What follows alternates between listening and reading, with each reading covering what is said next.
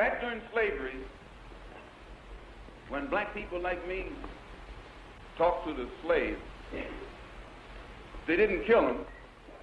They'd send some old house Negro along behind him to undo what he said. You have to read the history of slavery to understand this. There were two kinds of Negroes. There was that old house Negro and the field Negro. And the house Negro always looked out for his master. When the field Negroes got too much out of line, he held them back in check. He put them back on the plantation. The house Negro could afford to do that because he lived better than the field Negro. He ate better, he dressed better, and he lived in a better house. He lived right up next to his master in the attic or the basement. He ate the same food his master ate and wore his same clothes. And he could talk just like his master. Good diction. And he loved his master more than his master loved himself. That's why he didn't want his master hurt. If the master got sick, he'd say, "What's the matter, boss? We sick?" When the master's house caught a fire, he'd try and put the fire out. He didn't want his master's house burned.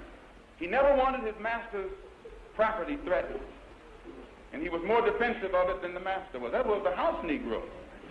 But then you had some field Negroes who lived in huts, had nothing to lose.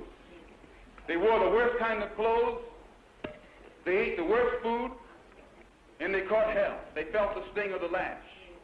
They hated their master. Oh, yes, they did. If the master got sick, they prayed that the master died. If the master's house caught a fire, they prayed for a strong wind to come along.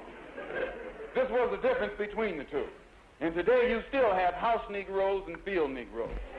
Yeah. I'm a field Negro. The Honorable Elijah Muhammad has stopped us from stealing, and we did steal. He stopped us from gambling, he stopped us from cheating, and he stopped us from lying. Stealing runs rampant in Harlem. Gambling runs rampant in Harlem. All types of evils and vices that tear apart our community run rampant in Harlem. The Honorable Elijah Muhammad doesn't condemn the victim. He goes to work on the victim. He doesn't say that all of you should go to jail because you have fallen victim to the evils that white man has brought into the community. He teaches you and me the religion that God has given to him as the only cure for the evil habit the white man has brought here among us. Profanity, you don't find it among Muslims.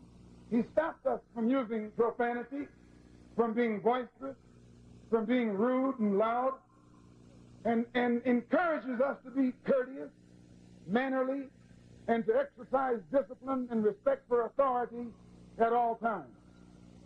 He teaches us to obey the law, to respect law enforcement officers, as long as these law enforcement officers respect themselves and respect the law that they represent. The Honorable Elijah Muhammad has eliminated laziness from among his followers. He teaches us to be thrifty, channel our money that we earn in an intelligent direction. He has taken us out of the tavern. We don't throw our money away there. He has taken us out of the bars and the nightclubs. We don't throw our money away there. We don't stand on the corner now without a job. When you become a Muslim, he makes us get a job. He makes us go to work. He makes us exercise or exert energy in our own behalf.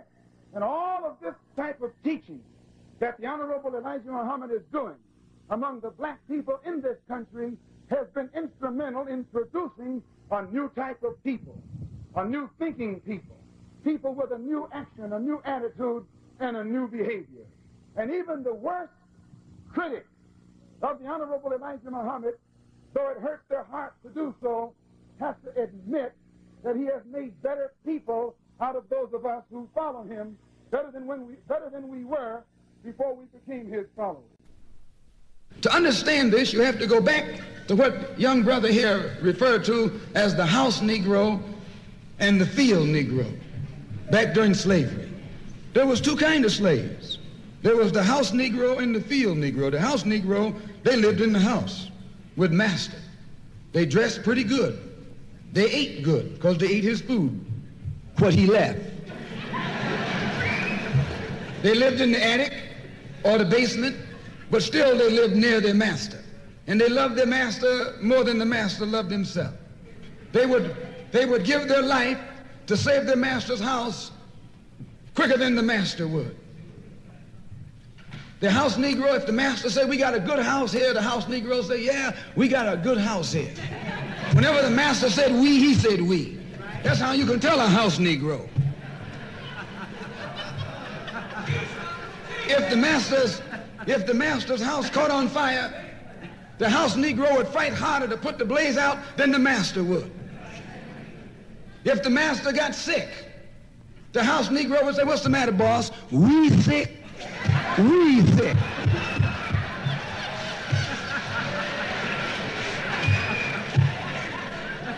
He identified himself with his master more than his master identified with himself. And if you came to the house Negro and said, let's run away, let's escape, let's separate, that house Negro would look at you and say, man, you crazy.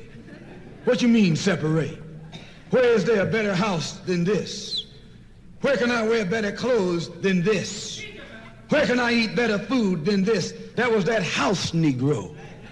In those days, he was called a house nigger. And that's what we call him today, because we still got some house niggers running around here.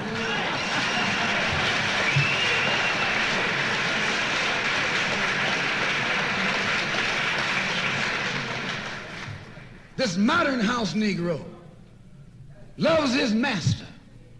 He wants to live near him. He'll pay 3 times as much as the house is worth just to live near his master. And then brag about, I'm the only Negro out here.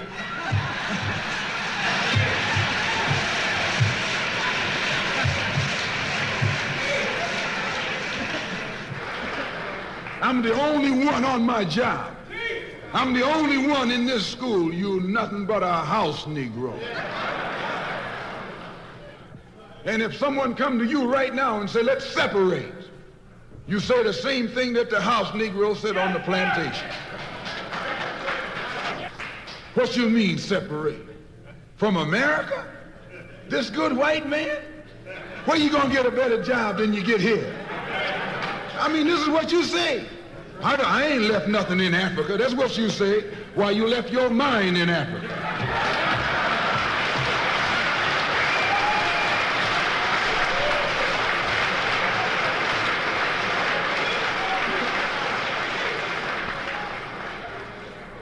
On that same plantation, there was the Field Negro. The Field Negro, those were the masses. There was always more Negroes in the field than there was Negroes in the house. The Negro in the field caught hell. He ate leftovers. In the house, they ate high up on the hog. The Negro in the field didn't get nothing but what was left of the insides of the hog. They call them chitlins nowadays. In those days, they call them what they were, guts. That's what you were, a gut eater. And some of you are all still gut eaters.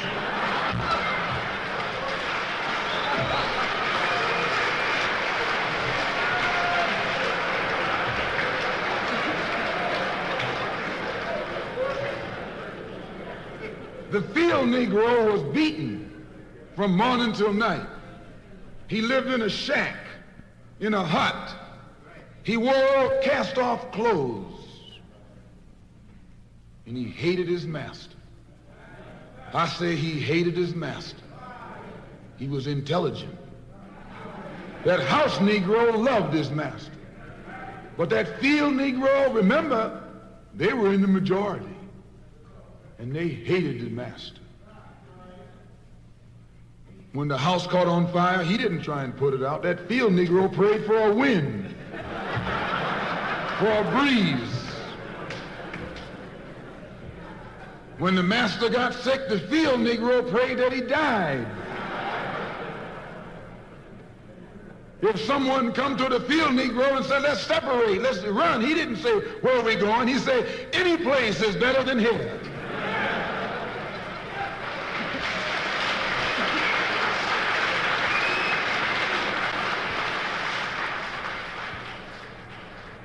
You got Field Negroes in America today. I'm a field Negro. The masses are the field Negroes.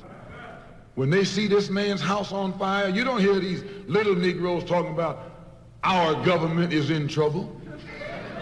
They say the government is in trouble.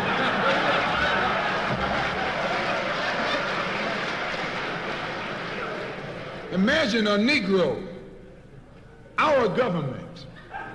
I even heard one say our astronauts. They won't even let him near the plant. And our astronauts, our Navy, that's a Negro that's out of his mind. That's a Negro that's out of his mind. Just as the slave master in that day used Tom, the house Negro, to keep the field Negroes in check, the same old slave master today has Negroes who are nothing but modern Uncle Toms, 20th century Uncle Toms, to keep you and me in check, keep us under control, keep us passive and peaceful and nonviolent. That's Tom making you nonviolent. It's like when you go to the dentist and the man is going to take your tooth. You're going to fight him when he starts pulling.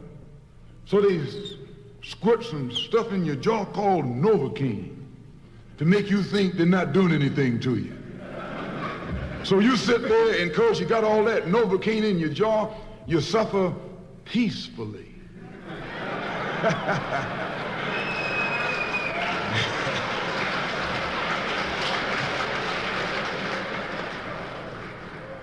Blood running all down your jaw. And you don't know what's happening because someone has taught you to suffer peacefully. The white man do the same thing to you in the street. When he gonna want to put knots on your head and take advantage of you and don't have to be afraid of you fighting back, to keep you from fighting back, he get these old religious Uncle Toms to teach you and me. They're just like Novocaine, suffer peacefully. Don't stop suffering, just suffer peacefully. As Reverend Cleave pointed out, let your blood flow in the streets. This is a shame. And you know he's a Christian preacher. If it's a shame to him, you know what it is to me.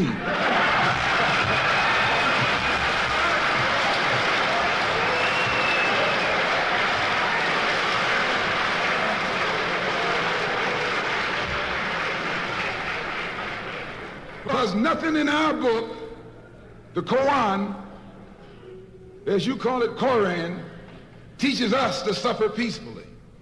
Our religion teaches us to be intelligent, be peaceful, be courteous, obey the law, respect everyone. But if someone puts his hand on you, send him to the cemetery.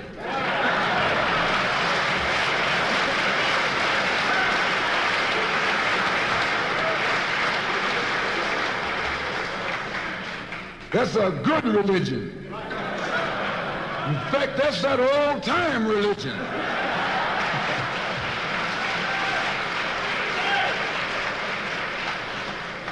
That's the one that Ma and Pa used to talk about.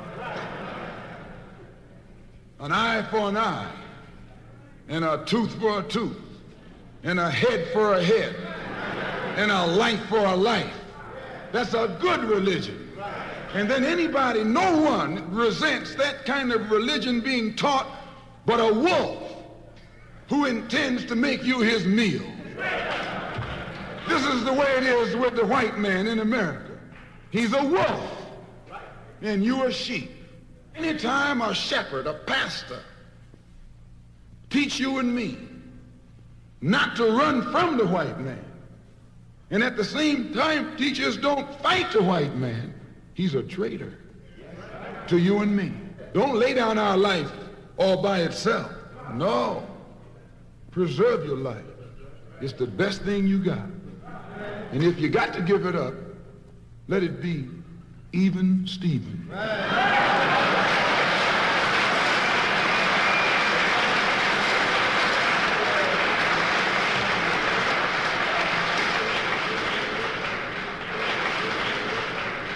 The slave master took Tom and dressed him well and fed him well and even gave him a little education, Gave him a long coat and a top hat and made all the other slaves look up to him. Then he used Tom to control them. The same strategy that was used in those days is used today by the same white man. He take a Negro, so-called Negro, and make him prominent, build him up, publicize him, make him a celebrity, and then he becomes a spokesman for Negroes and a Negro leader.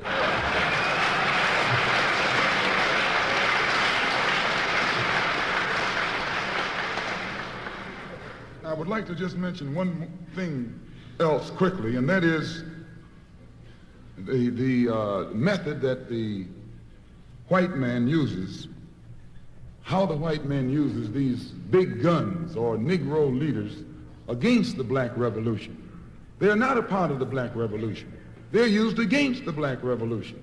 When Martin Luther King failed to desegregate Albany, Georgia, the civil rights struggle in America reached its low point. King became bankrupt almost as a leader. Plus, even financially, the Southern Christian Leadership Conference was in financial trouble, plus it was in trouble, period, with the people when they failed to desegregate Albany, Georgia. Other Negro civil rights leaders of so-called national stature became fallen idols. As they became fallen idols, began to lose their prestige and influence, local Negro leaders began to stir up the masses. In Cambridge, Maryland, Gloria Richardson. In Danville, Virginia, and other parts of the country, local leaders began to stir up our people at the grassroots level. This was never done by these Negroes whom you recognize of national stature. They controlled you, but they never incited you or excited you. They controlled you. They contained you. They kept you on the plantation. As soon as King failed in Birmingham, Negroes took to the streets. King got out and went out to California to a big rally and raised about, I don't know how many thousands of dollars. Come to Detroit and had a march and raised some more thousands of dollars. And recall, right after that, Wilkins attacked King, accused King and the Corps of starting trouble everywhere and then making the NAACP get him out of jail and spend a lot of money, and then he accused King and Corps of raising all the money and not paying it back. This happened. I got it in documented evidence in the newspaper. Roy started attacking King, and King started attacking Roy, and Farmer started attacking both of them. And as these Negroes of national stature begin to attack each other, they begin to lose their control of the Negro masses. And Negroes was out there in the streets. They was talking about, we're going to march on Washington. By the way, and right at that time, Birmingham had exploded, and the Negroes in Birmingham, remember, they also exploded. They began to stab the crackers in the back and bust them upside the head. Yes, they did. That's when Kennedy sent in the troops down in Birmingham. So, and right after that, Kennedy got on the television and said, this is a moral issue. That's when he said he's going to put out a civil rights bill.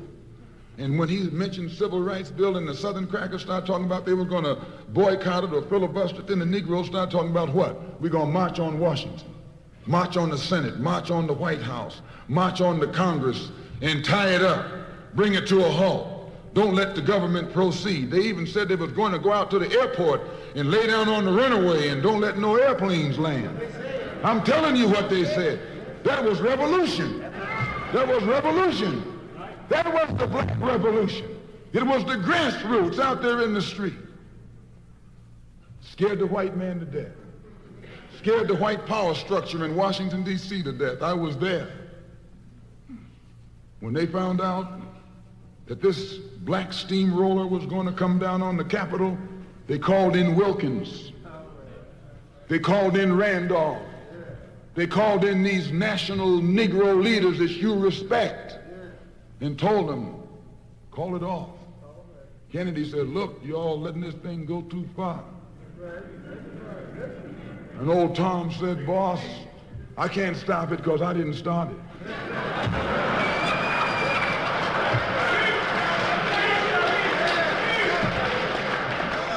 I'm telling you what they said. They said, I'm not even in it, much less at the head of it. They said, these Negroes are doing things on their own. They're running ahead of us. And that old shrewd fox, he said, well, if you all aren't in it, I'll put you in it. I'll put you at the head of it. I'll endorse it. I'll welcome it. I'll help it. I'll join it. A matter of hours went by. They had a meeting at the Carlisle Hotel in New York City. The Carlisle Hotel is owned by the Kennedy family. That's the hotel Kennedy spent the night at 2 nights ago. Belongs to his family. A philanthropic society headed by a white man named Stephen Currier called all the top civil rights leaders together at the Carlisle Hotel and told them that by you all fighting each other, you're destroying the civil rights movement. And since you're fighting over money from white liberals, let us set up what's known as the Council for United Civil Rights Leadership. Let's form this council, and all the civil rights organizations will belong to it. And we'll use it for fundraising purposes. Let me show you how tricky the white man is. And as soon as they got it formed, they elected Whitney Young as the chairman. And who you think became the co-chairman? Stephen Currier, the white man. A millionaire. Powell was talking about it down at the Cobo today. This is what he was talking about. Powell knows it happened. Randolph knows it happened. Wilkins knows it happened. King knows it happened. Every one of that so-called Big Six, they know what happened. Once they formed it, with the white man over it, he promised them and gave them $800,000 to split up between the Big Six, and told them that after the march was over, they'd give them $700,000 more. $1.5 million split up between leaders that you've been following, going to jail for, crying crocodile tears for, and they've nothing but Frank James and Jesse James and brothers.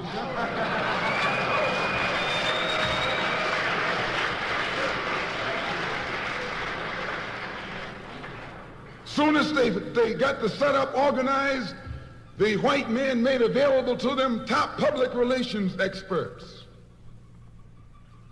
opened the news media across the country at their disposal, and then they began to project these Big Six as the leaders of the march. Originally, they weren't even in the march.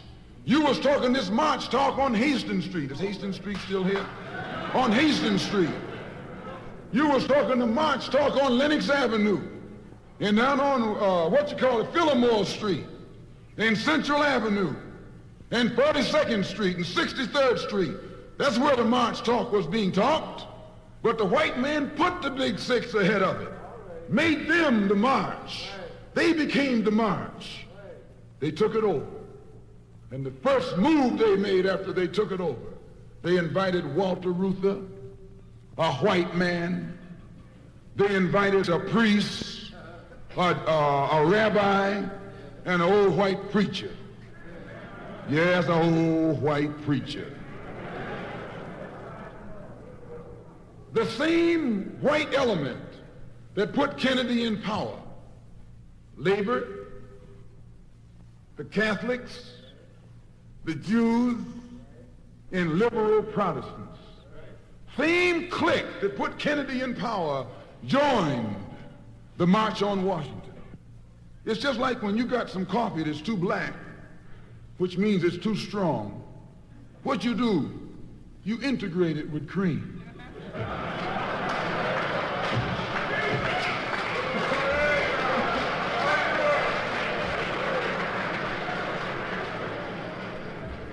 You make it weak. If you pour too much cream in, you won't even know you ever had coffee. It used to be hot, it becomes cool. It used to be strong, it becomes weak. It used to wake you up, now it'll put you to sleep.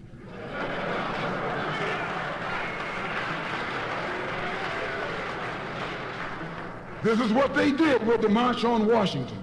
They joined it.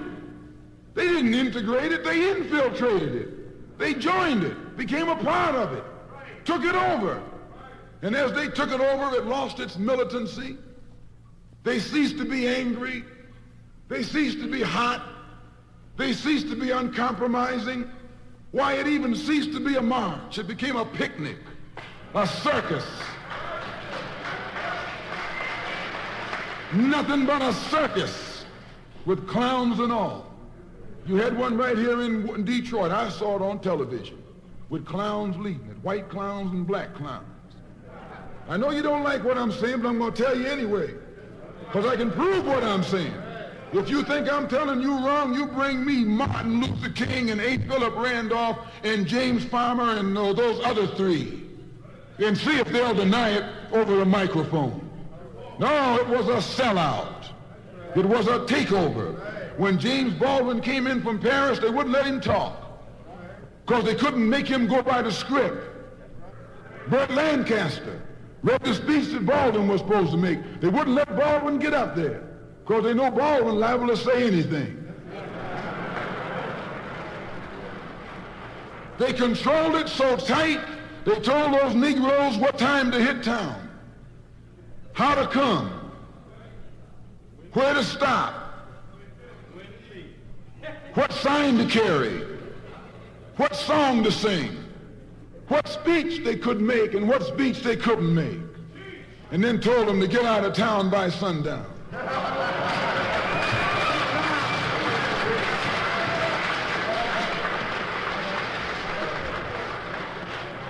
And every one of those Toms were out of town by sundown.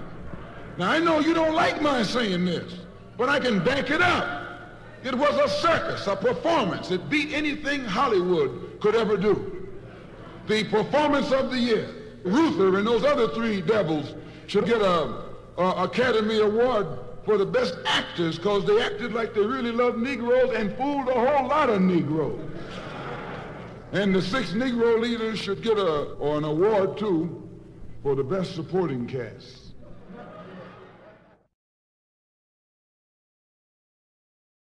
Nobody knows my troubles with God. Nobody